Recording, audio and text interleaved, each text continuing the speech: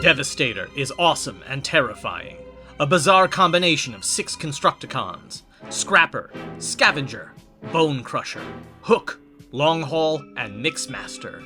His mind is a melding together of his 6 parts, but limited by their competing thoughts. With enormous height and incredible strength, Devastator can knock down a bridge with one punch. He possesses a 10,000 degree Celsius solar energy beam rifle. Devastator is slow, awkward, and not too bright.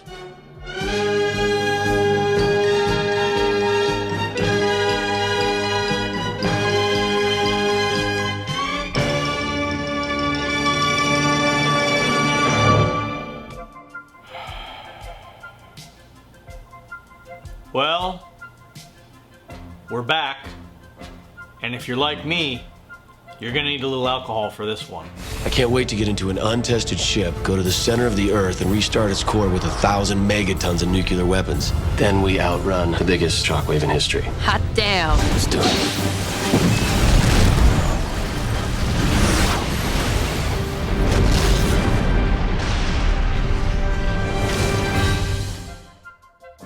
Before you get too drunk, please like, share, and subscribe. And with no further ado, this is Season 2, Episode 28, The Core.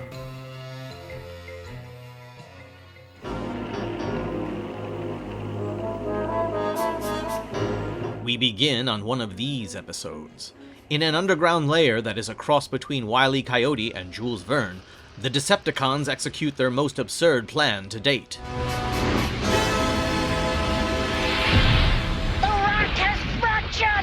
Stop the drill before everything explodes! In order to demonstrate the great danger, the Constructicons now must race to undo the damage from a catastrophic blunder that they have caused. The crisis is averted, but Megatron is hella pissed just the same. Well, it's about time, Scavenger!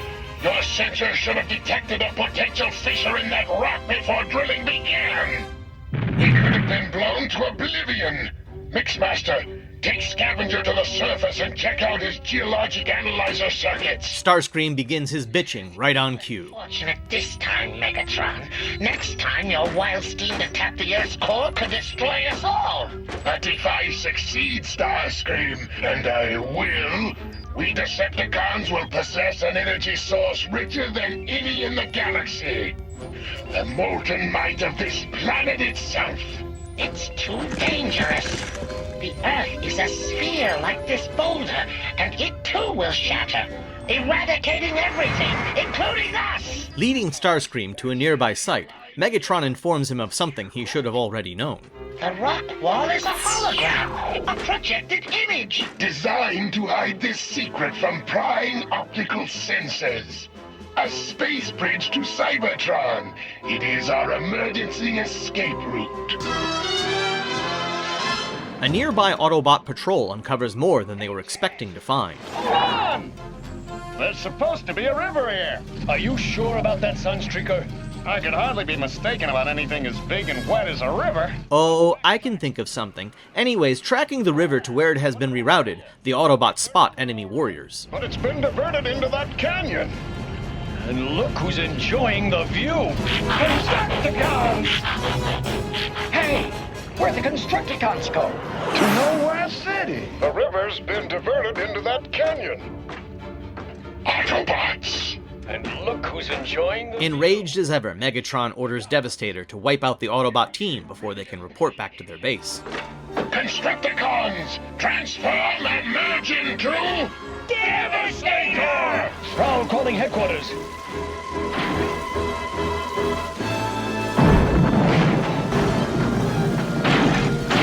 The Autobots are forced over the edge. Mirage is separated, falling into the water below. As the remaining Autobots battle Devastator, an invisible Mirage sneaks into the Decepticon drilling operation, past the Constructicons.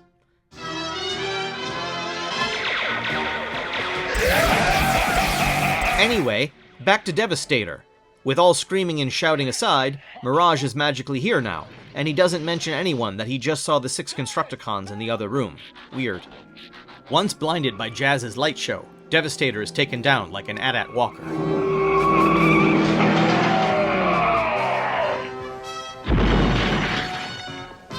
The Autobots retreat back to their base for vital exposition. I'm afraid Teletron 1 confirms our worst fears. The Decepticon drilling operation will shatter the Earth. We've got to stop it. I hate to say this, Optimus, but Devastator tips the odds in Megatron's favor. Maybe Wheeljack and I have an answer for that, Optimus Prime. A Dominator disc to override Devastator's circuits. And bring him under our control. Devastator, under Autobot control? Sure. We secretly place one of these on each of the Constructicons.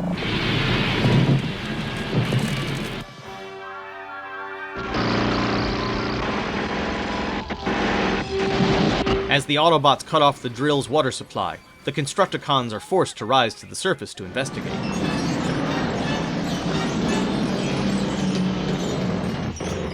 With that, the Autobot commando team successfully attaches Dominator discs to all 6 Constructicons. Mission seemingly accomplished, the Autobots prepare to fall back. As the first act comes to a close, Starscream sneaks in a line that dares you to punch your television.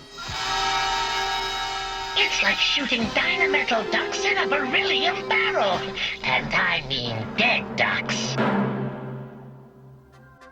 Right. Anyways, in an unexpected twist, I thought I'd show you some video content concerning Generation 1 Transformers. Enjoy. With the late G1 release of Devastator's non-transforming Action Master figure, UK Marvel Comics published an exclusive story in which the Constructicons attempt to recreate Devastator as an individual, singular being. Future variations of Constructicons and Devastator within G1 as well as beyond did not stop there. 2004's Transformers Energon featured a Decepticon construction team with members such as Steamhammer, Duststorm, Wideload, Sledgehammer, and Bone Crusher. Together, they formed Constructicon Maximus, the singular intelligence that controlled them all. 2008's Transformers Animated next gave us Constructicon vehicles brought to life by fragments of the Allspark, first Mixmaster and Scrapper, and they would later team up with Dirt Boss. Unfortunately, the never-produced 4th season would have shown the trio becoming Devastator, not to mention all sorts of other cool stuff we missed out on.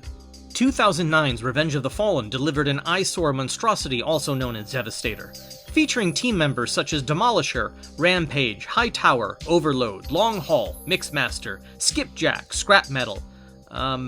There's no consistent list that I can find. I think they care about as much as I do. Anyways, if you rewatch the movie, count how many times Constructicons you see get killed either before they become Devastator, or when they cut away to them as a singular being as Devastator is fighting on the Great Pyramid of Giza. Also, Robo-Balls. This Devastator is a featured centerpiece of the Universal Studios Transformers ride, as thrilling and nightmarish as sitting through the movie itself. As the Constructicons were revisited in the new comics from the early 2000s on, new members have come and gone from the team, such as Load Hauler, Scoop, as well as Gravedigger, an unused name assigned to one of the original Constructicons, now younger brother to Bone Crusher. Devastator and G1 Constructicons are a featured boss in the Transformers Devastation video game, one that I like to start up from the beginning every so often myself. The weirdest and darkest Devastator story comes in IDW Comics when Constructicon Hook is captured and killed by Spike Witwicky. Autobot Prowl is then captured and forced to become the head of Devastator against his will. Things only get stranger as Prowl's influence makes the Constructicons all want to become Autobots. We return to certain doom for several of our Autobot characters, once again thwarted by Megatron being overly complicated for no good reason. Let them go! What? Traitor! Nonsense! Why destroy a paltry 6 Autobots when we can eliminate them all forever? Some strategy. Can't we do something more clever than to stand here and wait? Silence! Stand by and fire! Autobots attack Decepticons, and everyone shoots their guns once again. Constructicons! Transform quickly! Megatron deploys Devastator to turn the tide. Here we go, Wheeljack. Good luck. My digital units across, Chip. With Wheeljack and Chip's invention successfully working, Devastator is turned against the Decepticons. Devastator, and attack the Decepticons! Retreat! Retreat! It works, Wheeljack. We did it. We did it.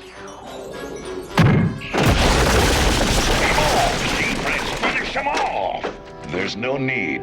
They're trapped. And they have no water, so they can't drill.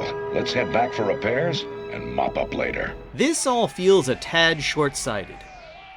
Meanwhile, Megatron is down, but not out. Your strategy eludes me, Megatron. We've lost nothing. I allowed the Autobots to believe Devastator was in their power. But with this electronic disruptor, I can nullify their control and bring Devastator back under my command. I've stored enough water to cool the drill for its final thrust to the Earth's core.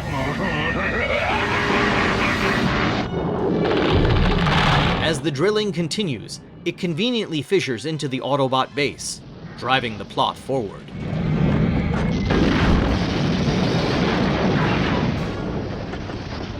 The Decepticons have somehow resumed drilling.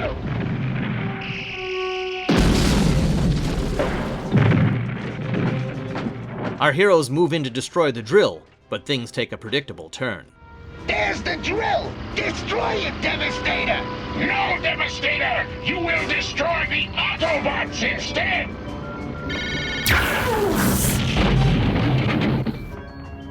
Yes, I am a Decepticon! The Dominator discs aren't working. Devastator's free of our control. What are you, the narrator?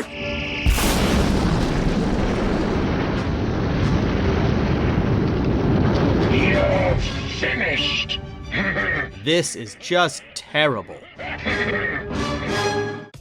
And now, I'd like to talk about Arthur Burghardt, who is the actor behind the voice of Devastator. And you might also know, he is also the voice of Destro from G.I. Joe. You first, noble Destro! Militarily speaking, it's only fair to say that Cobra Commander is a world-class buffoon. What? I've made an additional video about his career, and you can check it out with a link in the description of this video itself. Please check it out. Like, share, subscribe. I like when you do that. Now, let's get back to this episode.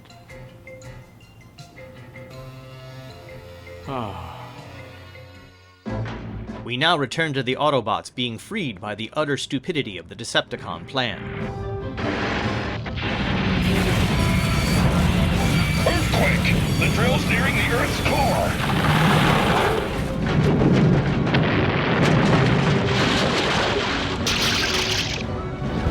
Got to get Devastator back under our control.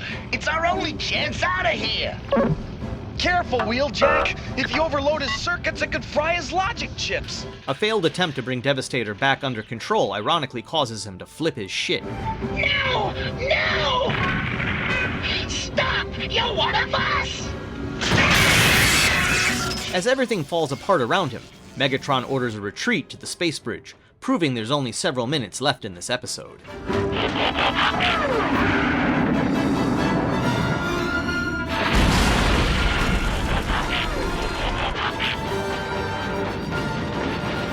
In his senseless rampage, Devastator destroys the space bridge, trapping the Decepticons on Earth. The space bridge is ruined. We're doomed, just like this whole worthless planet. No! Not if we can stop the drill before it penetrates to the Earth's core. Funny, we just came to the same conclusion. A temporary truce is assumed as a way to wrap this shit up on time. We're all in this together now. What's your plan, Prime? Here's our Dominator disc control box. Give Chip and Wheeljack your nullifier, and they'll try combining frequencies to bring Devastator back under control. I do this only for the benefit of my Decepticons. It grieves me that you may also profit. Coming back into reason, our Constructicon villains are given a rare hero moment as they attempt to save the Earth. Okay, let's show them what we're built for! Look, guys, if we don't make it, it's been great being part of the team. Hey, we're not scrap iron yet, so don't get drippy. Now, let's transform!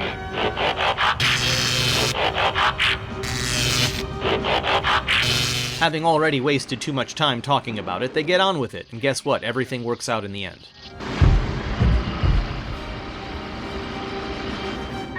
One second! As global disaster is averted, the Decepticons retreat, abandoning Devastator. It's Devastator! Well, what have you done with noble Megatron? I'm afraid Mr. Nobility's busy saving his own neck. Wrong! He withdrew to fight Autobots another day! You haven't heard the last of Megatron! In Chip's final episode, he goes out on the weirdest note possible. What's the matter, Chip? I guess I was hoping Devastator might join the Autobots for good, but that's probably just a dumb old dream. Hang on to your dreams, Chip. The future is built on dreams. Dreams of mind control and manipulation of the will. Well, just like completing our taxes or going to the dentist, we all got it over with. And hey, let's look at the bright side. They all got paid. So, were there things that jumped out at me that I thought were mistakes or maybe stuck out in a weird way? How much time you got? Okay, so right off the bat, how big is the Earth? Well, as it turns out, from the surface of the Earth to the very center of its core, it is just shy of 4,000 miles, or that would be a little over 6,300 kilometers. So, I'm asking you, how big is this drill bit to get to the center of the Earth? I guess it would need to be roughly 4,000 miles long.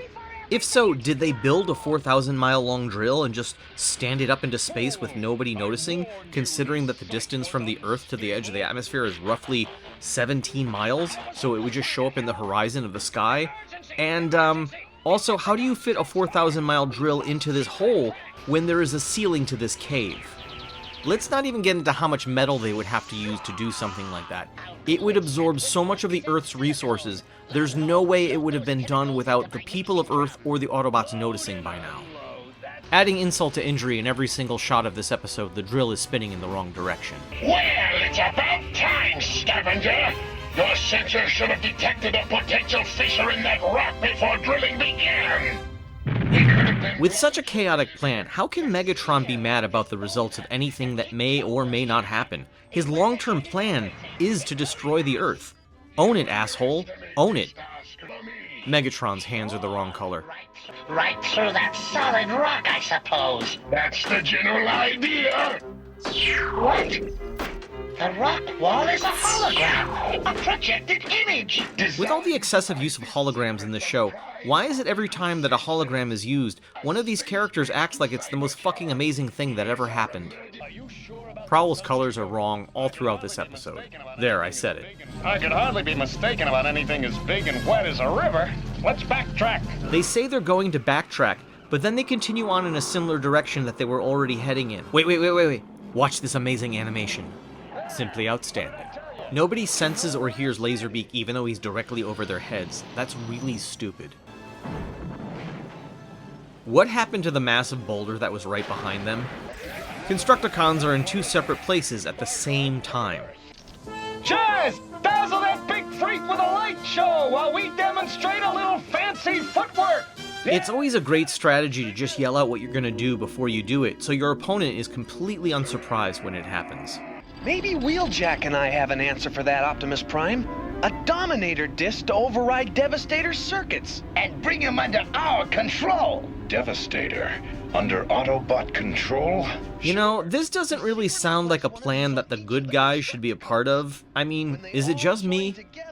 The Decepticons have zero security or observation ability just outside of their major operation they're trying to keep secret, and they also know that the Autobots know where they are already. Why? I hate that the ice makes magical chiming noises like the whole thing is a jolly fucking Christmas special.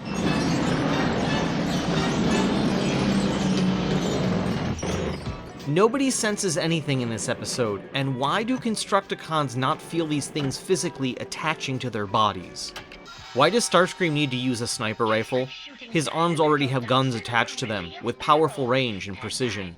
It's almost as stupid as, say, like, you were somebody who had a gun on your arm, and then you transformed into a gun that had to be used by a different character. Let them go! What? Traitor! Nonsense! Why destroy a paltry 6 Autobots when we can eliminate them all forever? Why is Megatron so stupid in this episode? And while I'm thinking about it, why didn't the Autobots just put all their effort into undiverting the river itself? They think they're going to gain control of a Devastator. How does Megatron know that? He literally has no reason to know that information, but he also does nothing with it because later when Devastator turns on him, he's completely surprised like a total jackass. Nothing in this episode has any real consequences. It's just a bunch of stuff happening. Come on, Chief, let's finish them off. There's no need. They're trapped, and they have no water, so they can't drill. Let's head back for repairs and mop up later. No, you should actually end the war here and now, no matter what. Prime seems to have taken Megatron's stupid pills in order to make this episode possible. Yes, and I forgot. If anything goes wrong, we can always escape through the space bridge. You've thought of everything, Megatron. I always do. Except for the fact that you're going to cause a fissure directly into the Autobot base in the next scene. Meanwhile, the Autobots put their new slaves to use, and at no point do our heroes have a frank conversation with each other about whether or not they should actually be doing this. He did it. He welded the perimeter of your microcircuit.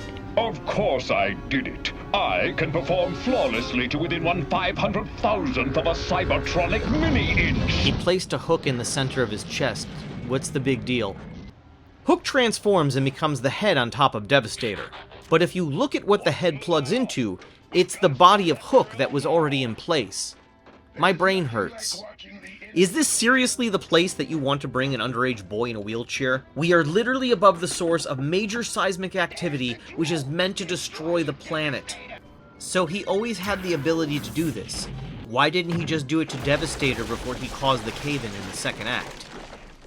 Also, I really hate in these episodes when they make Optimus's back silver. Looks just terrible. After having been blown up by Devastator, the Autobots slowly walk backwards away from him, as he waits to be told to shoot at them again. As Megatron's plan is foiled, he gets splashed with water, like a wacky Hanna-Barbera villain. It has zero effect on him, because it's water, and he's a Transformer. After being established as a major threat, Devastator walks out of frame, and simply has nothing to do with the scene, until we need him to be part of the scene later. The Autobots arrive at the last minute to save the day, making an entrance like a bunch of wacky neighbors from a sitcom. This is a great Megatron line, and it's wasted on a terrible, terrible episode. I do this only for the benefit of my Decepticons. It grieves me that you may also profit. I'm sorry, what? You know, I really like this rare moment where all 6 Constructicons get to be seen as individuals, but guys, you have 2 minutes to save the Earth. Stop fucking talking. 10 seconds.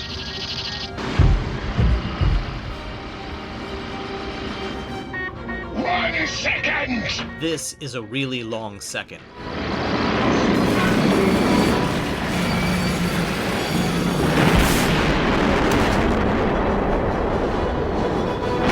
Sadly, in Chip's final close-up of the series, he looks like he's coming down from really bad acid. Well, I do hope they'll do better next time. And hey, speaking of next time, our next episode, the Insecticon Syndrome, is going to be our 25th episode together of Leo Watches Transformers. So those of you who have been watching from the beginning, thank you very much. Those of you that are just jumping on now, please like, share, and subscribe. And don't forget, I have a whole other video for you to watch on voice actor Arthur Burghardt. So that link is in the description, and don't miss out. And I do sincerely hope that I'll see you in the next video. Thank you for watching. We can't fail. Optimus Prime, our worlds, the whole universe depends on us. Failed chip, acid storm, disabled circuit tree. No one's ever really disabled as long as he has courage.